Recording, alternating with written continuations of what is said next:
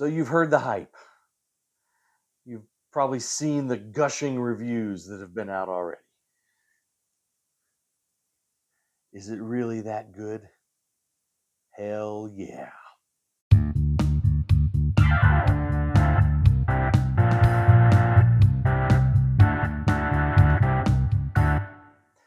Hey guys, welcome to Amity Tracks and welcome to our Rolling Stones weeks. See, we got several episodes here coming up. I've held back on the Stones, but they have just put out this album. We need to review it, and I figured it's a perfect time to get into our Stones week. So, Hackney Diamonds. How good is this thing? I think it's pretty damn good. Well, let's talk about it. This is their first new record in 18 years. Well, I say new record of new material. Obviously they put out the Blue and Lonesome, right? I've got it here on CD. Their blues covers a little while back, but you got to go all the way back to A Bigger Bang, 2005, I believe, for an album of new material from the Stones. So it's been a while. It's been a while. This is really excellent, guys. I've been trying to kind of pull back my enthusiasm, and is it just the excitement of a new Stones album? I mean, I've really tried to like kind of be negative on it when I'm listening to it, but it's good. How good? Well, yeah, let's talk about it. So, they put out two singles. They put out two singles before this thing. One was Angry, which when I heard it, honestly, it just kind of came across as a generic, kind of one of their generic rockers that they usually lead with on every album since Steel Wheels. They put out some kind of a lead single that has got kind of your generic Stones riffage, from Keith and Ron Woods, Keith Richards and Ron Wood. Um, but yeah, even that one's grown on me. But I think it was the second single, Sweet Sounds of Heaven, that really got a lot of people's attention, got my attention, because that, it's the 5-minute version, and there's a 7-minute version, which I prefer. I prefer the longer extended version that they put out, and that really got my attention. Like I said, I think it got a lot of people's attention. It's sort of like, okay, now I'm interested, and then this thing finally came out. So it does seem with every release, since I don't know, since Steel Wheels, I guess. Yeah, I don't know, Steel Wheels, 1989, right? That seems sort of the beginning of this kind of latter period, and there seems to be kind of a sameness about a lot of these records that have been put out ever since Steel Wheels, I think. But it seems like with every release, you had Steel Wheels, and then you had Voodoo Lounge and Bridges to Babylon, and then A Bigger Bang, and then that Blue and Lonesome sort of a little side thing, and then this. It seems like every time one of these comes out, you get kind of this critical rush of, oh, this is the best thing since Tattoo You or Some Girls. It seems to always be Some Girls or Tattoo You that are like the benchmark, as far as how good any new album is. And honestly, all those albums sort of faded over time.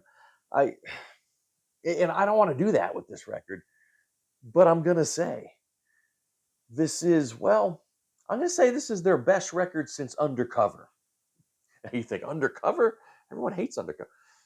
If you've watched me long enough, I'm like the biggest Undercover defender. I love Undercover. So it'd be interesting to see in my ranking where how far am I going to push Undercover? So when I say their best record since Undercover, that's like a huge compliment to me because I love Undercover. Anyway, if you want to put that aside, then maybe this is the best record since Tattoo You or Some Girl. Tattoo You, let's say. I mean, it really is. It really is. It accomplishes this really neat trick of sounding like a classic Stones record, but doesn't sound too stuck in the past. Like I mean, it sounds like a, it sounds relevant now, but it's got all these classic Stones tropes, but it's not just kind of like, here it is again, which you did kind of hear on some of these other latter day Stones albums, I think. But it just sounds fresh. It sounds crisp on here, and there's a nice variety too. Like a Bigger Bang. I actually revisited. Well, I revisited it recently. For preparing for my Stones week here, and there's some really good stuff on there. But that thing is about like a third too long, right? This is perfect. I mean, this is 12 songs on here, and it's perfect. That perfect pacing. You get the rockers, and then you get some quieter stuff. You change the pace as you go.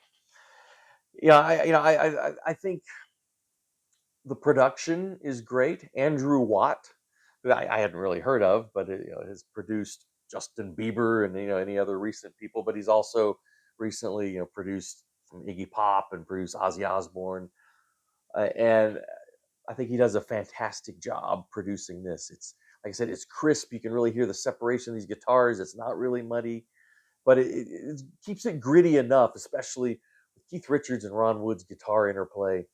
Um, Keeps that in the forefront, and that's really fantastic. Now, of course, as we all know, Charlie Watts died 2021, was it? Yeah, it's been a little while. And Steve Jordan takes over the drum duties on here. I don't think they could have picked a better drummer.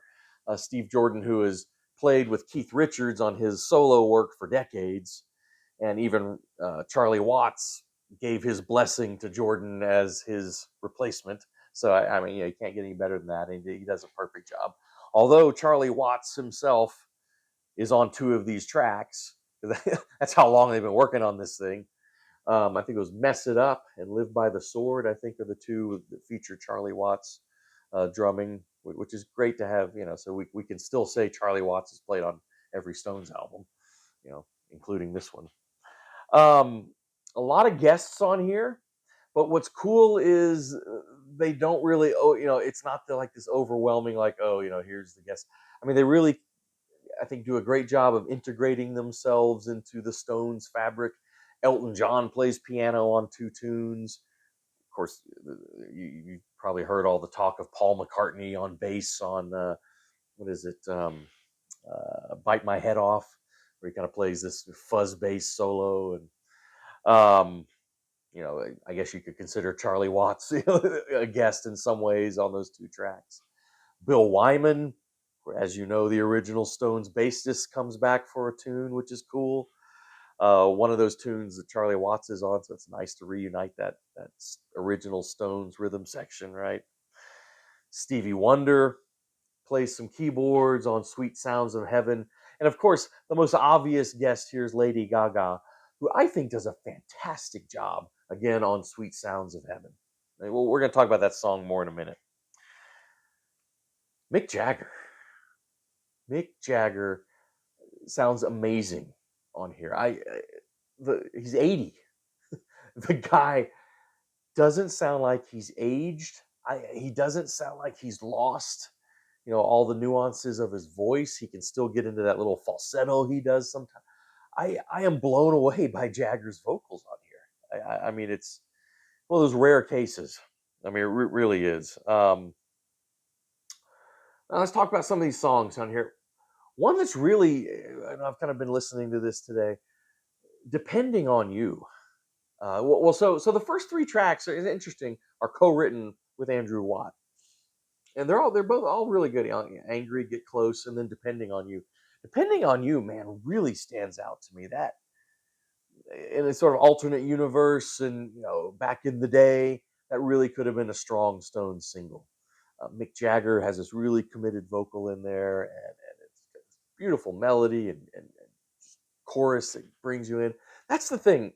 What's great about these songs on here, and I mean, I'm honest. I'm gonna be honest with you, and I think you guys heard my reviews enough. I'll criticize when I need to criticize. I'm not saying every track on here is amazing, but I don't think there's any bum tracks on here. I mean, seriously, start to fit. Wait, when's the last time you said that about a Stones record? Or at least, some tracks that just don't need to be there. I think these are all great. I mean, really, really, like I said, depending on you, to me, is a highlight. Kind of interesting. I think the strongest section is like the final third. Is the final four songs. Driving Me Too Hard, I think, is one of the better, strong, kind of stronger rockers.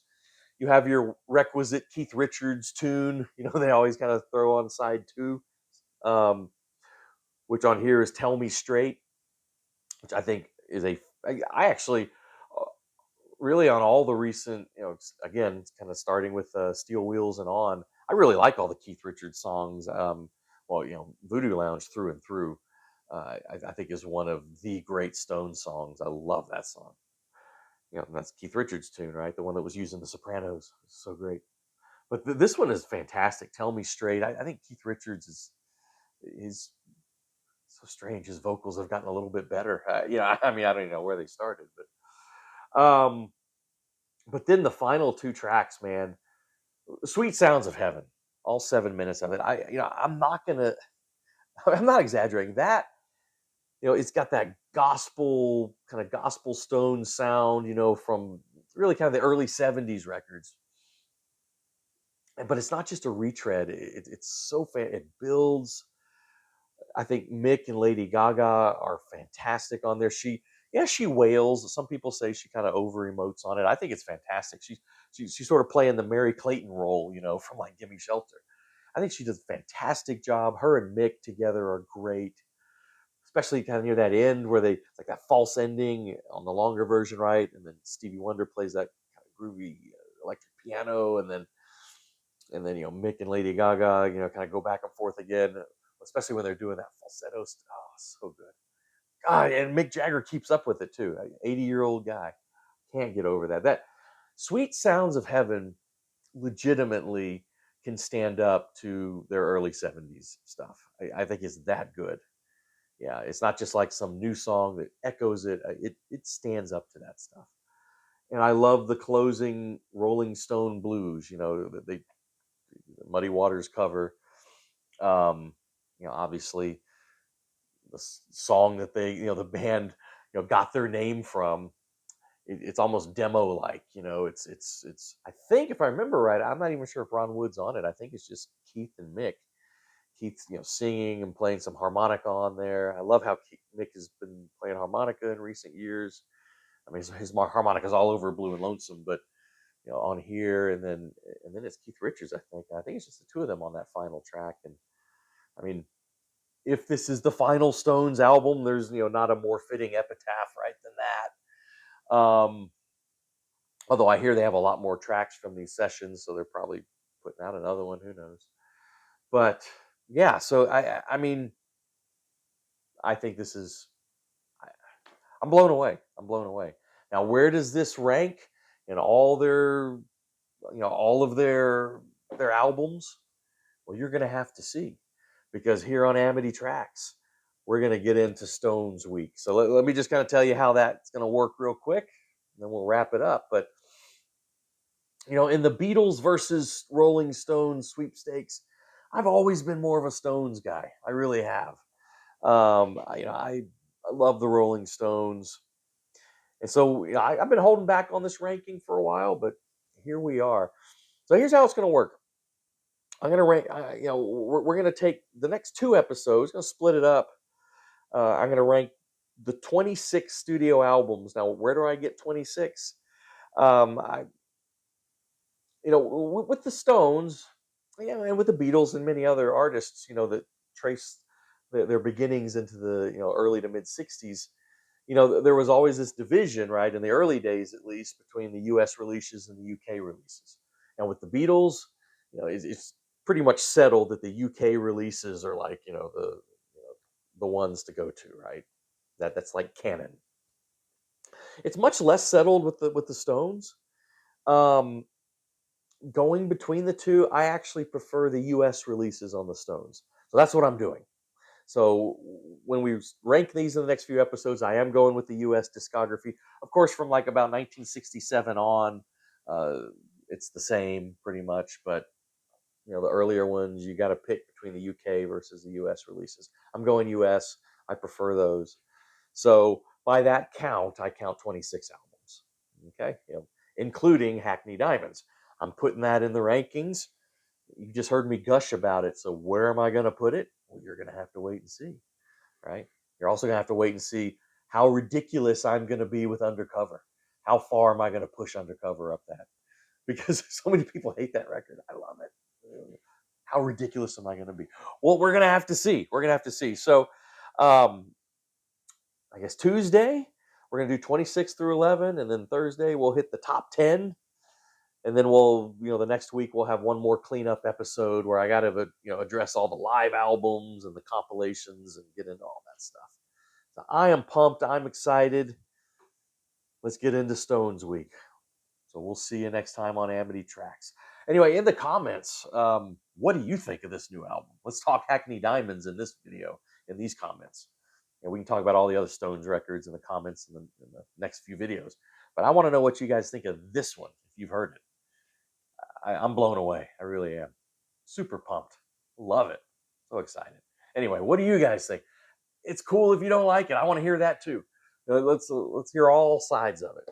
Anyway, please do subscribe to the channel if you haven't. We really appreciate it. And hit the bell for notifications and like the videos and all that great stuff. And we'll see you next time with, well, I guess this is the beginning of Stones Week, but with the next episode where we start ranking the Stones albums.